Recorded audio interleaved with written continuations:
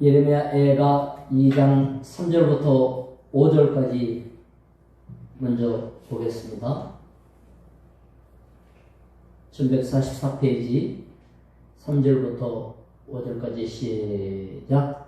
맹렬한 진노로 이스라엘의 모든 뿔을 자르셨으며 원수 앞에서 그의 오른손을 뒤로 거두어 들이시고 맹렬한 불이 사방으로 불사름같이 야곱을 불사르셨도다.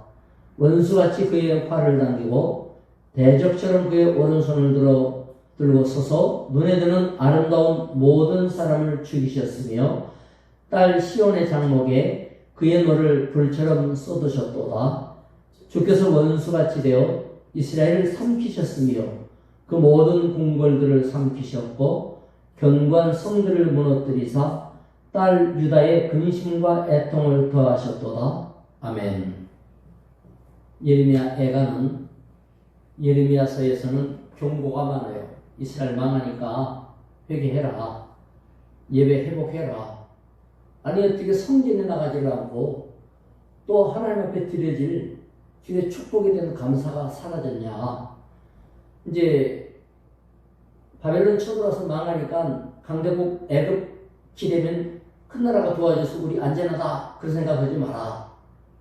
그러니까 전부 저것이 바벨론 편이구나 이러면서 믿음으로 받지를 않고 정치적으로 해석을 했어요.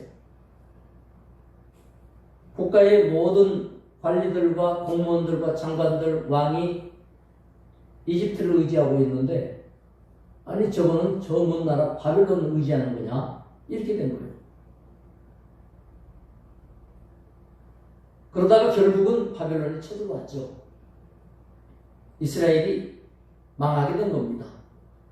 그걸 보고 이제 눈물을 흘리면서 지은 애가 슬픔의 노래 예레미야가 마치 아이고 대고 하고 우는 것 같이 그렇게 이제 쓴 책입니다. 오늘 여기 보니까 이스라엘이 망한 이 내용들은 결국은 하지마 하면서 경고를 무시했다 이거예요. 경고를 하나님께서 신호를 계속 보내죠. 그래도 우리는 그 신호에 대해서 무관심해요. 그러다 보니까 사이가 틀어져 버렸어요. 그래서 이 장은 하나님의 화나신 모습, 진노의 내용이에요. 얼마나 심했든지 하늘에 새까맣게 덮인 구름이라고 해요. 하나님의 진노가 막 빈틈없이 꽉 덮었어요. 도망갈 때도 빠져나갈 때도 없는 진노가 이제 쏟아지는 거예요. 그래서 1절에서는 이제 구름이 이렇게 덮였고 구름의 날이 다가온다는 내용들이 계속되는데 구름의 날은 심판의 날이에요. 이것은 아름다운 걸 다 가려버렸다는 거예요. 구름이 계속 끼어있으면 어떻게 되겠어요? 꽃이고 나무고 다 시들죠. 해가 가려지면, 은총이 가려지면 활기가 소멸되게 돼 있고 꽃도 나무도 향기도 다 없어지게 돼 있어요. 그래서 아름다움은 하늘에서 땅으로 집어 던져버렸다. 이제 이렇게 되는 거예요. 좋은 유리그릇 너무너무 반짝거리고 좋은 것도 위에서 확 집어 던져버려서 깨져버리면 그거는 더 이상 좋은 게 아니고 천덕꾸러기 밟으면 큰일 나고 만져도 조심하는 그런 게 되고 마는 것처럼 이스라엘은 하나님의 최고 작품이고 최고 사랑스러운 보물이었는데 너무 화가 나고 하나님이 던져서 깨버렸어요. 그러니까 이스라엘이 이제는 거치는 것이 되고 천덕꾸러기가 되고 사람들이 이스라엘 취급하기를 무슨 보물그릇이 아니라 완전히 그냥 못 볼 것 보는 그런 것처럼 이스라엘이 취급해버렸어요. 그래서 궁궐과 거처와 성곽들이 다 파괴가 되고 하나님이 뿔들을 잘라버렸다. 높은 사람, 권세자, 왕 다 잘라낸 거예요. 나라가 망하니까 나라 망하면 다 죽는 거예요. 캄보디아에 폴포트 정권이 들어서니까 이 정권에서 백성들이 똑똑하면은 반항을 한다 이래가지고 자본주의에 물든 인간들부터 없앤다 해서 어떻게 죽였어요? 간단해요. 파마한 사람 다 죽였어요. 다 위험해요. 파마한 사람, 자본주의 물결, 안경 쓴 사람 다 죽였어요. 손에 못이 박히지 않은 사람 다 죽였어요. 그슬리지 않고 피부가 하얀 사람, 아니 피부가 원래 까맣기도 하고 하얗기도 하지, 다 죽였어요. 그런 다음에 학교 글을 아는 사람은, 자관 이름 쓸 줄 알고 글 아는 사람은 다 죽였어요. 아니 자기 나라 국민이 1000만 명도 안 되는데 그렇게 일단 300만 명을 죽인 거예요. 4년 동안. 인간입니까? 말도 안 되는 거죠.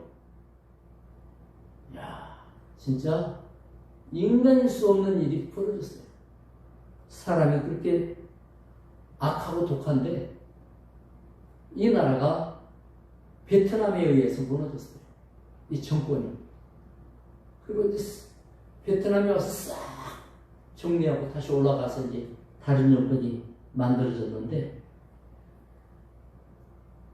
자기는 영원히 갈 줄 알았죠. 폴포트가. 그러나 붙들려갖고 사형 판결을 받았어요. 뿔들이 막 들이받고 할 때는 힘이 센 것 같고 이러지만 권세라고 하는 것은 정말 어리석고 우둔하면 수없이 많은 사람을 고통스럽게 하고 망하게 하는데 이스라엘 권세자들이 그렇게 했어요. 하나님은 뭐예요? 백성의 보호자로 세웠어요. 또 약한 자를 돌보라고 그랬어요. 없는 사람들을 늘 신경 쓰고 늘 이스라엘 백성은 종이 아니니까 내 백성은 하나님의 종이다 이거예요. 하나님이 말씀하기를 이스라엘은 나의 종이다. 그런데 이스라엘이 높은 사람들은 하나님의 백성을 자기 종 삼았어요. 가진 자는 없는 자의 걸 더 뺏어갔어요. 하나님이 화가 나고 그런데 이게 얼마나 웃기냐면 높은 사람만 그런 게 아니에요. 백성들에게도 이게 쫙 퍼져가지고 요만큼만 더 세는 조금 약한 사람을 계속 그렇게 한 거예요. 온 나라가 하나님 볼 때 악으로 꽉 차버렸어요. 진노하셨어요. 하나님과 원수가 되니까 누가 하나님을 당합니까? 부서지고 깨어지는 거죠. 사랑이 클수록 배신에 대한 진노도 큰 것입니다. 하나님이 너무나 일방적으로 사랑하셨던 이스라엘이 너무나 반대쪽으로 가버리니까 하나님은 화가 끝까지 나셨어요. 하나님의 사랑하심을 절대로 모른다 하면 안 돼요. 오직 주의 사랑 안에 거합시다. 자, 그 다음 9절 10절만 한번 읽어봅시다. 9절 10절 2장 9절 10절 시작. 성문이 땅에 묻히며 빗장이 부서져 파괴되고 왕과 지도자들이 율법 없는 이방인들 가운데 있으며 그 성의 선지자들은 여호와의 묵시를 받지 못하는도다. 딸 시온의 장로들이 땅에 앉아 잠잠하고 티끌을 머리에 덮어쓰고 굵은 배를 허리에 둘렀으며 예루살렘 처녀들은 머리를 땅에 숙였도다. 이제 성이 무너지고 성벽이 깨지고 성 문빗장이 꺾어지고 활짝 열리면 이제 어떻게 돼요? 성 안이 다 유린당하는 거죠. 하나님이 고개를 돌려버리니까 뭐 사단의 역사로 밀물처럼 쳐들어온 거예요. 엎친 데 덮친다고 그러잖아요. 시온이가 저한테 퀴즈를 내면서 할아버지 눈 위에 서리가 내린다가 뭔지 아세요? 이게 무슨 소리요? 혹시나 해가지고 설상가상? 네. 딩동댕 맞았다는 거예요. 야, 너 유식하다? 너 그거 어디서 배웠어? 그랬더니 어린이집에서 가르쳐 줬대요. 참 웃기죠? 그런데 야, 나는 초등학교 몇 학년 때도 그거 몰랐어요. 그런데 요즘 애들은 이렇게 빨라요. 이스라엘의 설상가상이에요. 설상가상. 엎친 데 덮친 거예요. 이래가지고 하나님의 진노가 쏟아지니까 그냥 파도 뒤에 또 파도가 밀려오는 거를 막을 길이 없어져 버린 거예요. 그래서 동산이 다 무너지고 파괴되고, 그게 뭐냐면 과수원도 있고, 그 다음에 뭐 정원도 있고, 뭐 요즘 말하면 골프장도 있고, 뭐 무슨 숲도 있고, 치유숲도 있고, 이런데 싹 갈아 뒤집어. 얼마나 두려운 일이 벌어졌습니까? 북한 사람들이 버스 타고 인천공항에서 공항에 엄청난데 기가 딱 죽고 놀래가지고 이제 인천공항에서 바다로 도로가 그게 뭐 한 20km 되나요? 바다 위에 고속도로가 문을 딱 창문에서 보지 말라고 그런 거를 커튼 열고 보니까 바다 위로 달리고 있어요. 거기서 기절한대잖아요. 거기서 기절한대. 아니 어떻게 다리를 10m, 20m, 1km, 2km도 아니고 이렇게 엄청난 다리를 그것도 바다 위에 놓을 수 있는가, 이게 이해가 안 되는데, 두 번째 놀라는 건 딱 벗어나면서부터 산도 아니고 동네 모든 공간 나무가 새파랗게 써 있는 게 거기에 눈물이 난대요. 자기 동네는 그냥 전부 민둥산인데 어떻게 저렇게 동네가 전부 푸르고 산도 아니고 언덕 같은 데에도 푸르는가? 심지어 도로 가에 참 꽃이 피어있고, 이게 가도 끝이 없고, 그리고 가서 그냥 빌딩 숲을 보면서는 천국이 없구나 이래 되는 거예요. 여러분, 천국에서 사는 걸 여러분이 실감을 합니까 지금? 다 이 천국 같은 데서 살면서 그분들은 말하는 거예요. 뭐가 불만인지 모르겠다고. 밥 먹고 사는데. 아니 먹을 거 있는데 뭐가 불만인지 모르겠다 이거예요. 입을 거 있는데. 도대체가 이스라엘이 다윗 왕 때 이랬어요. 근데 예레미야 때는 어떻게 된 줄 압니까? 산이 싹 벗겨졌어요. 도로가 다 파였어요. 백성들 전부 헐벗었어요. 성이 무너지고 집이 무너지고 완전히 벗겨버렸어요. 아니 똑같은 나라가 어떻게 이렇게 될 수가 있나? 아르헨티나가 선진국 얼마나 잘 살았는지 몰라요. 베네수엘라가 얼마나 잘 살았는지 몰라요. 석유가 나오고 온 백성. 그런데 사회주의 정권이 들어가더니 야 학교도 공짜, 뭐든지 공짜, 야 실업수당, 노는 수당 줄게, 놀면 수당을 줘. 그러니 누가 일하려고 그래? 월급을 놀아도 줄게 이래가지고 막 퍼주니까 이 정권 최고 이렇게 된 거예요. 이러니 어떻게 돼요? 국가재정이 고갈돼갖고 이제 돈이 막 풀리니까, 돈 풀리면 당이 어떤 일이 벌어져요? 우리나라가 지금 왜 이렇게 물가가 올라요? 돈이 많아지고 물건은 있는데 돈이 많으면 물건값이 올라가는 거예요. 그러니까 물가 잡으려고 긴축하기 위해서는 뭐 해야 돼요? 돈을 끌어들이려니까 이자를 높여야 돼. 그러면 은행 이자 받으려고 있는 돈이 은행으로 들어가니까 시중에 있는 돈이 은행으로 들어가요. 미국도 돈이 많이 퍼져 있으니까 이자를 자꾸 높이니까 미국보다도 우리가 더 높여야 되거든. 안 그러면 달러가 다 빠져나가니까 미국에 예금하려고. 그러니까 이자를 자꾸 높이니까 국민들은 어려워지잖아요. 어려워도 이자를 안 높이면 물가 올라서 이 인플레 때문에 백성들이 100원 벌었던 거 20% 올라버리면 80원 버는 거나 똑같은 거예요, 이게. 그러니까 이자를 높여서라도 돈을 빨아먹어야 돼요. 그래도 자꾸 풀어라. 힘드니까 풀면 좋잖아요.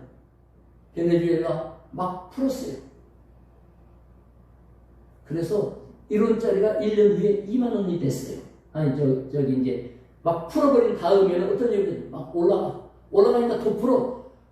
그러니까 1년에 2,000원이 됐어요. 2만 프로가 올랐어요. 2만 프로면 1원짜리가 얼마 됐다는 거예요? 2만 프로가 됐어요. 이래가지고 돈이 휴지가 되어버렸어요. 완전히 거짓나라가 되어버렸죠. 직업은 없어지고 국민들은 알거지가 되고. 그러니 우리한테 돈 더 주세요 이렇게 되고, 정부에서는 줄게 이러니까 가난해져도 다른 정권을 찍지를 못해. 딴 정권에서는 뭐라 그래요? 돈 안 주고 돈을 걷어들이겠다고 하니까 가난해진 사람들이 어떻게 해요? 못 먹고 살잖아요. 그러니까 찍는 거요. 이게 사회주의예요. 북한은 김정은이를 쳐다보지 않고는 살 수가 없어요. 그분만 쳐다봐야 그나마 먹고 살 수 있어요. 눌러놨기 때문에. 야, 이스라엘이 거의 그렇게 되지. 하나님이 진노하셔가지고 싹 물어버려요. 문비장도 떨어져가고 왕과 지도자도 율법이 없는 이방인한테 무릎을 꿇어야 되고, 얼마나 비참하고 이게 얼마나 자존심 상하는 겁니까? 공주님이 하녀한테 무릎 꿇고 삭삭 비는 일이 벌어진 거랑 똑같아요. 하나님의 백성이 불신자 비위 맞춤이라고 하나님 비위는 맨날 거슬리면서 불신자 비위 맞춤을 하고 막 철저하려고 사는 그런 꼴이 되고 말았으니 이게 영권 다 떨어지는 백성들. 선지자들도 맨날 잘된다. 예수 똑바로 믿어라 이래야 될 거 아니에요. 하나님 잘 믿고 기도하고 성전에 나와야 된다 이래야 될 거 아니에요. 그냥 잘된다 하나님이 사랑한다 그런 말만 하는 거예요. 그러니까 계시가 끊겨버렸어요. 묵시가 끊어졌다 그랬어요. 하나님과 원수가 됐으니 이 관계는 회개 외에는 길이 없겠죠. 백성들은 회개를 잃어버렸어요. 회개가 뭔지도 몰라. 하도 안 해가지고 오랜 세월 동안 100년 200년 안 하다 보니까 회개가 뭔지도 몰라요.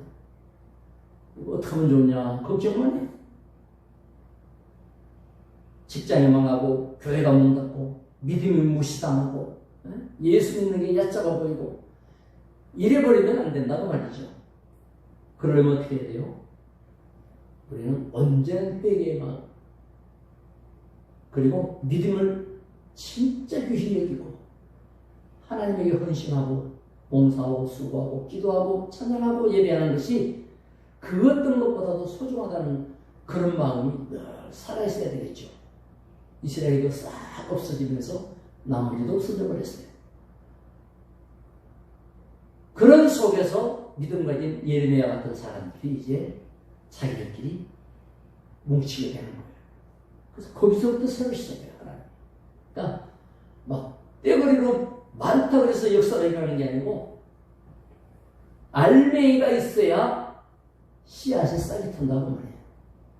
여러분의 믿음의 알맹이가 탱글탱글해서 큰 싹의 역사가 나타나고 열매가 맺는 축복이 일어나기를 축원합니다. 기도하겠습니다. 하나님 아버지 감사합니다. 이스라엘의 현장이나 오늘날 세계나 똑같습니다. 망할 일이 있어도 그들은 하나님을 보지 않고 세상만 보고 강대국만 쳐다보고 그러다가 결국은 아무 도움도 받지 못하는 상황에서 짓밟히고 다 놓쳤습니다. 예레미야는 눈물을 흘리면서 탄식하고 기도하며 회개를 촉구했습니다. 오늘 우리나라도 온 세계도 믿음 있는 사람의 기도가 필요하고 진짜 잘 믿는 믿음 회복해야 됩니다. 하나님 사랑하기 원합니다. 주님이 우리를 사랑하는 것만큼 우리도 따라가게 하시고 하나님 가까이 하게 하시며 순종하게 하시고 예수 그리스도를 향하여 예배하며 찬양하게 하여 주옵소서. 늘 건강과 형통의 문을 열어 주시옵소서. 예수님의 이름으로 기도드리옵나이다. 아멘. 되하기를 하시기 바랍니다.